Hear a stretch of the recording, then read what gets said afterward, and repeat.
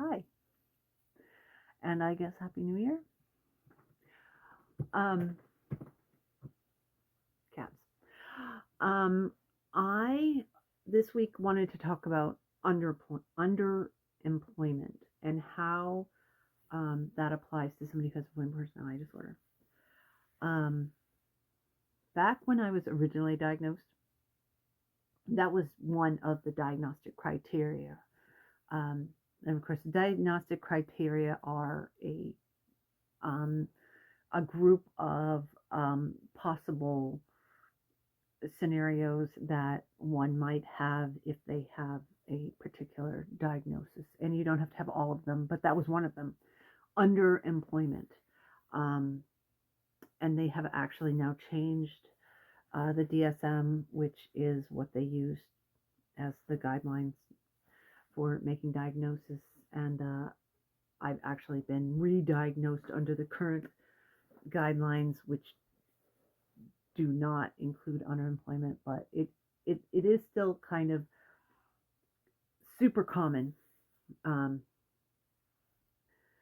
and I mean, it's not necessarily as bad as it was, probably because of um, now we have the internet and people can work from home and they can work remotely, and there's a lot of jobs where you don't actually have to interact with people. So if you're having major problems with um, extreme introversion and not trusting people and not having any sort of self-worth, which are kind of the hallmarks of what avoidant personality disorder is. It's a safety mechanism to keep you isolated from other people.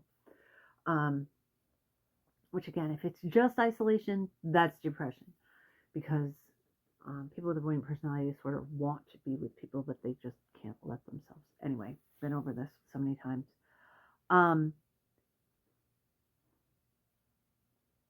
And I have to do another set of disclaimers, other than all those ones that I always say, um, which is I'm going to use myself as an example, and it feels like narcissistic to do that. But I'm giving you a real example that you can actually look up and oh, here comes one of my cats. And he's like, "You're stressed. I'm going to go hang out with you, Poppy." Anyway, you might hear him too because he's purring. Anyway, but these are actual numbers that are verifiable, and they're online. And I mean, you're looking at my account. I'm going to use the numbers in my. Something doesn't want me to make this video. Anyway, so I've been doing YouTube for a long time.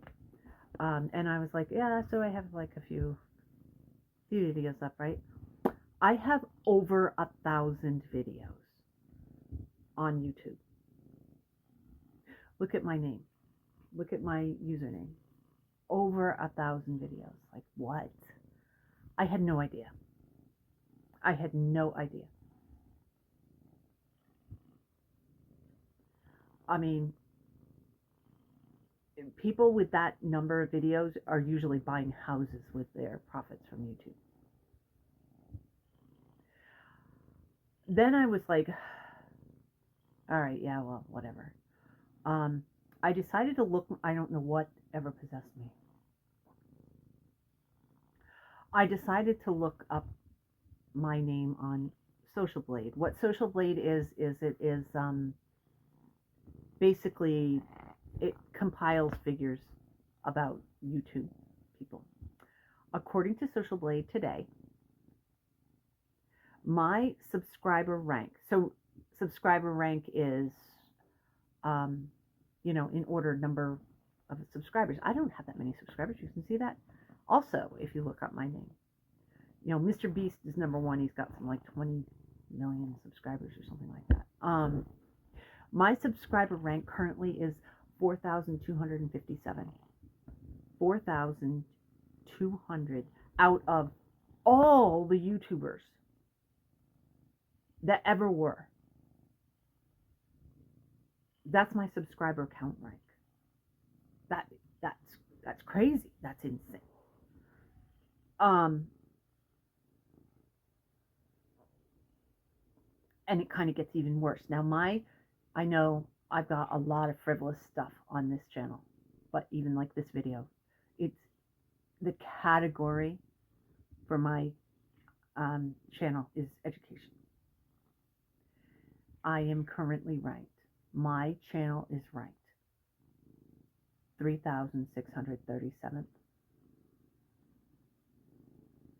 out of all the channels under the category of education. That that that's crazy. Okay, that's mad. That's insane. That's impossible. And okay, first of all, I don't consider myself a professional. I'm not making any money off of this. With those kind of numbers worldwide, with the number of people that are on YouTube, yes, I should be considered a professional and I should be making money, and I'm not. Now, that is underemployment. That I mean, I was asked, okay, it's been a little while. YouTube keeps changing its monetization policies, but I mean, I was asked a number of times to monetize my channel. And there was a part of me that was like all hoity-toity saying, oh, well, no, I'm doing this for the good of the world and blah, blah, blah. But mostly it's because I just didn't think I was worthy of it. Thanks, Kat. And I didn't want the pressure of, okay, now I'm monetized, now I'm going to keep it, now I'm going to keep people happy, now blah, blah, blah. I definitely didn't think I could, make a living off of making YouTube videos. Like the job that I have now is far under my education. Like the level of education needed to do my job is far, far less than what I've got. These are underemployment.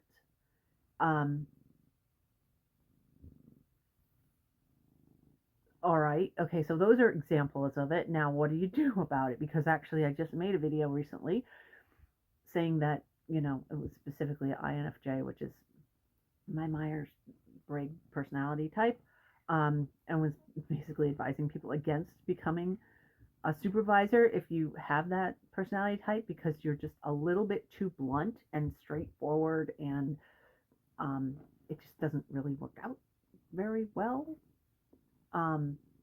You're just a little too straightforward with people, and with the introversion part, you're just not friendly enough to pull it off, in my opinion.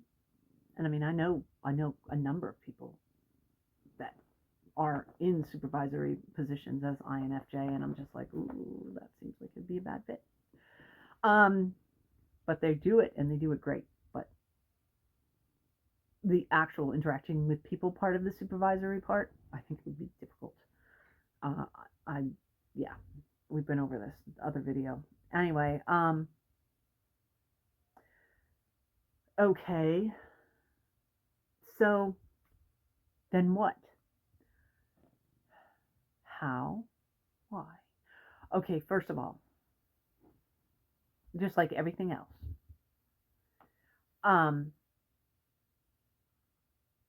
you sort of have to make a decision for yourself about what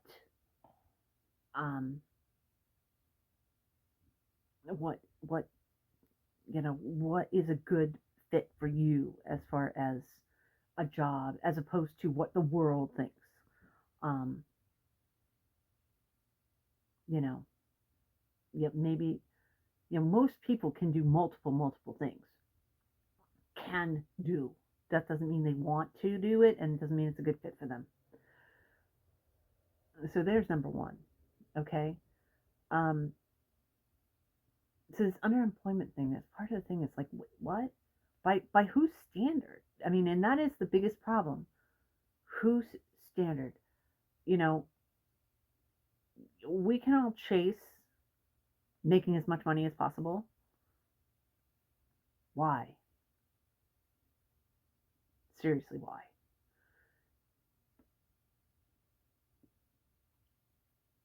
So, then what's the point of this video? The point of this video is basically, if you have a self impression of what you're capable of, if you have listened to other people tell you what you're capable of, they're probably limiting a lot. They're limiting you a lot. They are far less than what you are actually capable of. And so don't put yourself in the box and say, this is who I am, what I am, this is all I am. Because it's probably crap. You're probably capable of a lot more. That doesn't mean you need to do it. It just means that if your self-esteem is taking a hit because you're doing a certain type of job and you feel that you could have done another thing, you're probably right. You probably could have done another thing. But is it a good match for your personality? Not necessarily. And so, you got to take multiple things into account. What do you want in this world? How are you able to function best in this world? And also, what are your talents? And you might have talents that would seem like it's perfect fit to do this type of employment, but it might make your life absolute hell. And so, if it's going to make your life absolute hell, then it's no good. No bueno, no good for you. So don't beat yourself up for being quote unquote underemployed.